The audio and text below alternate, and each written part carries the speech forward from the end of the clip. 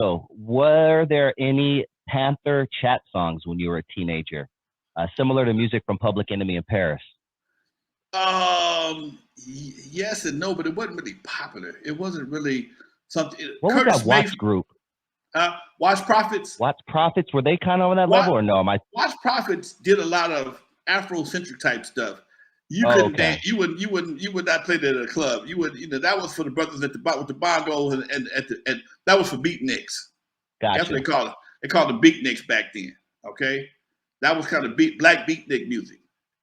Gil Scott Heron did shit like that though. Gil Scott.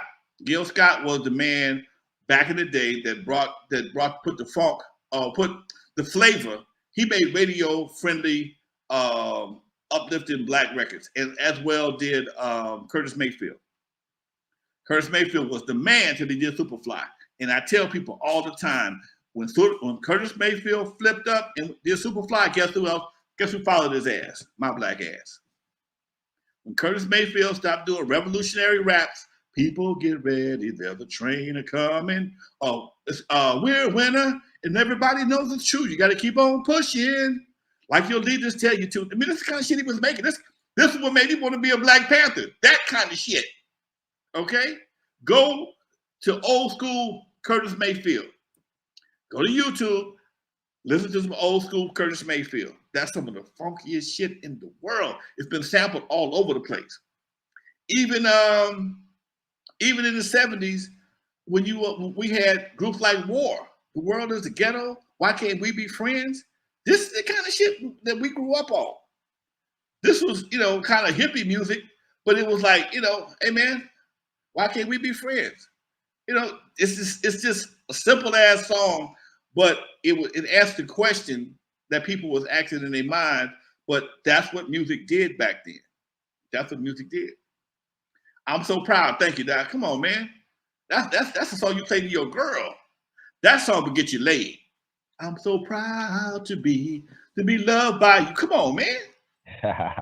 Come on. I can't sing, but shit, that should give me a chill, man. Hey, 1968 says, Dusty Vision, is Lonzo your real dad? Lonzo, is Dusty your son? Y'all both look like each other and have the same type of persona. You're about my mom's age. Did you bang a little white girl from Long Beach back in 1978, Lonzo? Nah, man, I take that as a compliment. I hope I look like Lonzo when I'm 65, man. Real talk, dude. 66. 66, even better. It's crazy, man. I know 55 55-year-olds who look horrible right now. Y'all need to keep up with your shit. Lonzo's doing it right, man. You know what, dude? I went to the gym this morning. I get up this morning to the gym about 6:30, 7 o'clock. I don't do a whole lot. If I don't do nothing, I call it a Jane Fonda. Do me a couple, did about 45 minutes. I can't beat it like I used to, an hour and a half, 2 hours. But I don't eat a lot of the same bullshit I used to eat. And even when I go to the gym, I walk around my neighborhood and get me some miles in. And it just makes me feel so much better just by doing that small stuff. It don't take a whole lot, man. It don't take a whole lot. Plus, I'm trying to lead by example, man. I'm one of the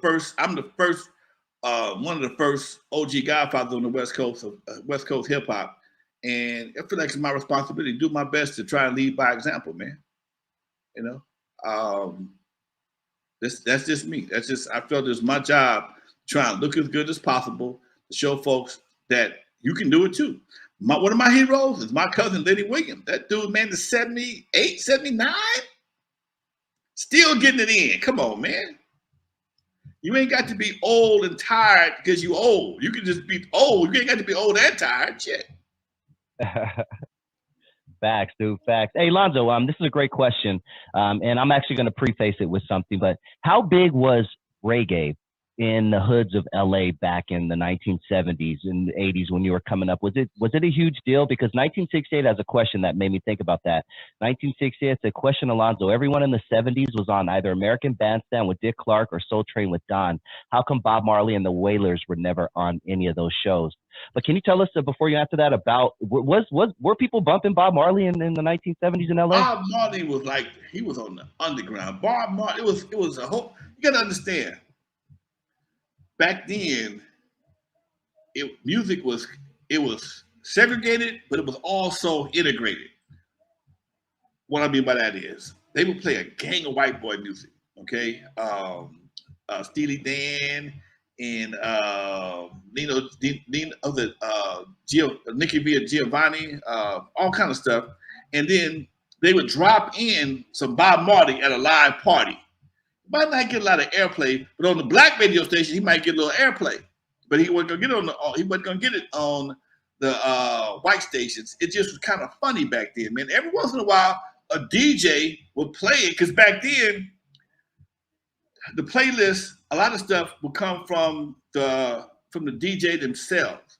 Like KGLH, it was like a jazz station, and my broadcast teacher used to work for KGLH, Jay Rich, rest his soul, and he would bring in some of his favorite stuff to play on the radio station. You could do that back then, and that's another way how jocks back then got payola, because they weren't paying a lot of money. They might be paying you $5 an hour if you was lucky to be on the radio, but if you played somebody's record, you might get 35 or 40. Okay, and that's how a lot of the jocks got that payola. So you would hear sporadic play of certain things like Bob Marley, but very seldom in regular rotation. Okay, and that just made a little bit. Same thing with like Nicky Giovanni, bad white boy, but he would be on KGFJ sometimes, and he'd always be on Q 102 or KAs. But then in the 80s, KAs came along, 70s, 80s, KAs came along, and they opened up the format to a lot more diverse music. Gotcha. Do you know anything about why they were not on American Bandstand and Soul Train? Couldn't tell you that. Okay. Nah. How big of a deal was that though? Back in the deal, I would think one thing that could have stopped them back in the day, especially, they like to smoke weed. Weed was a hardcore felony back then, dude. Fuck them. That makes sense. I don't care what your religion is. You get caught with some weed, you're finna go to penitentiary. Penitentiary, not no jail. You're about to get locked up. Okay, that could have been a good reason why they didn't get the airplay like they would have, on certain shows. They represented the weed generation. That makes a lot of sense. Yeah, I don't remember Bob Marley and the Wailers being really big, and to me until I was about 6 or 7, which would be the mid to late 80s. That's kind of what I remember. You got to understand also, man, one thing about that time, there was a big underground, man. You know, you had the Bob Marley, you had the jazz. Cause jazz, you only had certain jazz stations in the whole damn country. But people was into it, and a lot of people were into it because it was underground. It made you seem heavy, okay? It made you seem heavy if you were into reggae and jazz and things of that nature. My mama loved Kevin Barr Adderley, man. He was only on a few stations, but he was only on jazz stations for a while. He eventually got picked up. Hugh Master Kayla, all those copycats, Marion Makeba, all those artists, they were rebel artists. They were underground, and you were considered heavy if you were into that kind of music. Man, good time. I love talking about music, dude. We can go on all night. Lonzo, have you ever, Rashamir Jones wants to know, have you ever been to the Good Life, Project Blowed, or went to any conscious lectures? And thank you, Dusty, for giving Project Blowed some shine. You are very, very welcome. Project Blowed was more in the 90s, so you were probably kind of checked out of the hip hop scene around that time, right? No, I stopped by there a few times, man. I got invited. Artists always invite me to places, and I usually go out and support them. I didn't. What's the lady's name? The lady who ran Project Joe's name was Mary or Margaret. Yeah, it's on the tip of my tongue. Keep talking. Yeah, she ran Project Blows, and she and I were always cool, and we always had a mutual respect for it. I just didn't have a lot of use for backpack rappers at that time, because a lot of times they were the hardcore serious rappers. They didn't have a lot of dance music. Most of the music didn't have a dance appeal. So I didn't really deal with a lot. Somebody asked about my man from Radiotron, Carmelo. I didn't meet Carmelo till recently. When I went to Radiotron, he wasn't there. I stepped off a few nights from Eve After Dark. I heard about this spot. It was actually called Radio when I went there. It became Radiotron later on. Okay, because of the movie. Because of the movie. So I went to the radio a couple times. My boy Tony G from the Mixmasters, he was DJing, and Greg Mike would do things over there from time to time. I go just peep it out, and I don't remember Carmelo being there at that time, so I can't. We don't have a history.